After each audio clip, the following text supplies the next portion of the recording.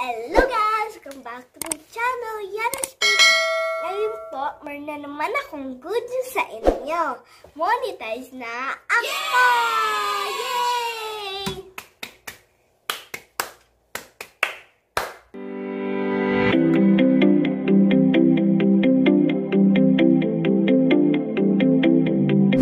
Naku, nawala na naman ako ng isa pang ngipin. Ayan po, oh. Kailan natanggal yan? Nung kailan ba? Nung Tuesday. Anong date? Kumakain, ha? Anong date? Wait lang. Kumakain ka ng... Pusit, pang istorbo. Nakagat ko kasi, ay, tanggal. Yung tuloy sakit kasi. For today's vlog, turuan ko po kayo kung paano ko na-reach ang 1K subscribers and paano po kami na-approve sa YouTube program. Partner program. Partner program po pala. Pinakauna po, nag-message po kami sa mga kakilala namin sa Messenger. Ako naman po, may message ko yung mga ninang ko, kaibigan ko, teachers ko, at saka yung mga kakilala ko po. And yung sinasabi ko sa kanila is, hello po, good afternoon po. Pwede po ba kayo mag-subscribe sa channel ko? Tas yun, inaano ko na po yung link, binibigay ko na yung link.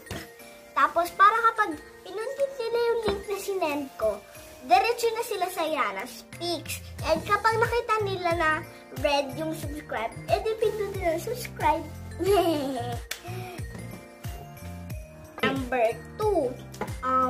Ito po, kailangan po talaga nito.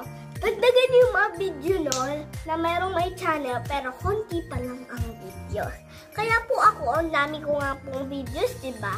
Kasi po, kapag halimbawa, 2 pa lang o 3 pa lang yung video, no? Halimbawa, 3 pa lang. Halimbawa, natapos na niya yung lahat ng video mo. Tapos, hindi ka pa rin nagpo-post ng video. Sasabihin nila, ay, ano ba yan? Ba't hindi pa rin sila po-post ng video?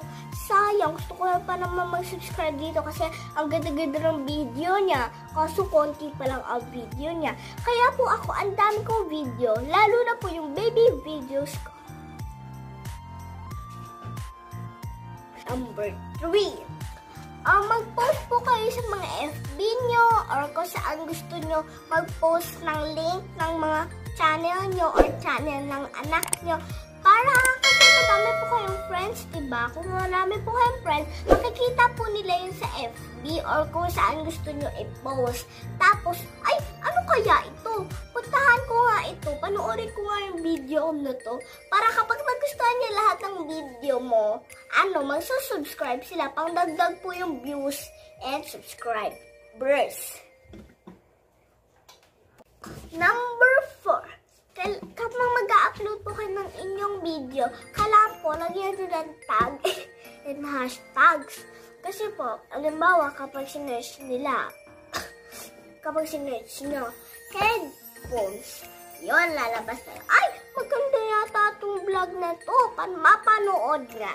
Para dagdag views na rin po, mga konti pa lang ang views, kaya lagyan nyo po ng hashtags and tags, yun, tags, para akita nila kapag sinerch, halimbawa, ano pa pwede, no Tagalog challenge, yun, lalabas na yun, para dagdag views na nga po, diba? Number 5, mag-isip po kayo ng magandang content, para kapag, naghahanap yung mga ibang tao ng, ano kaya pwede ko mapanood na magandang content? Para kapag nakita nila yung video, no, ay, unboxing.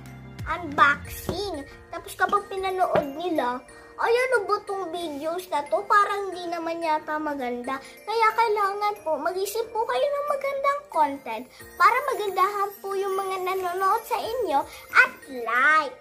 Para mag-like din po sila sa inyo and subscribe. Number 6. 6. Number 6. Kailangan kasi cute ko kayo.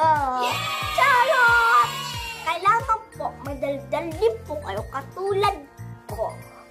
Makapal mukha. Hindi yung katulad sa mga anak nyo na, Mommy, ayoko mag-vlog, nahihiya ako. Hindi po dapat yun kasi kailangan makapal mukha. Number 7. Number 7. Kailangan po yung nanay nyo magaling mag-edit. Kasi po, yun yung pinakamahirap sa lahat. Yung pag-i-edit. Kailangan yung nanay nyo magaling mag-edit. Magaling gumawa ng thumbnail. Magaling gumawa ng channel art. At kailangan magaling din gumawa ng channel. Art. Channel. Nasabi ko na yun. Anong channel? Channel. Yung, halimbawa ako, Yana Speaks. Yun. Channel. Ah, yung name. Opo. Ah, channel name. Okay. Gets. Oh. Kasi, Bakit si mami mo ba magaling? galing. Okay. Number, kapag kailangan po, kapag magbablog po kayo, halimbawa gusto nyo mag-vlog, tapos kailangan po, meron po kayong magandang cellphone. Yung camera kasi, yun po yung importante sa lahat. Kasi po, kapag pangat yung camera nyo, yun, sila, medyo malabo. Ay, ayoko nito. Ang labo naman ng camera. Mukhang luma na to at nililinisan ng camera. Kasi po, minsan may alikabok ang camera, di ba?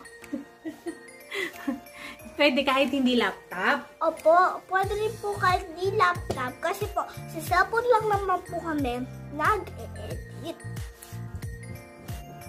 Number 9. Kailangan po, meron po kayong space na maganda-ganda para po, maganda naman yung pagsushootan mo at doon ka na lagi magsushoot. Katulad nito, dito ako lagi nagsushoot kasi may yana. Ayan po, may yana. Kaya kailangan maghanap po kayo ng magandang space sa inyong bahay para tahimik rin at makakadaldal kayo ng sobra. Sobra.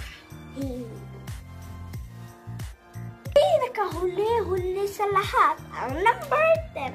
Kailangan po masipag po kayo mag-upload ng video kasi po mas madaming video. Gusto po yun ni YouTube. Kaya po kailangan masipag kayo mag-upload ng inyong mga video para matutuwa po si YouTube sa inyo. Kaya mag-isip na po kayo ng magandang content and magandang space.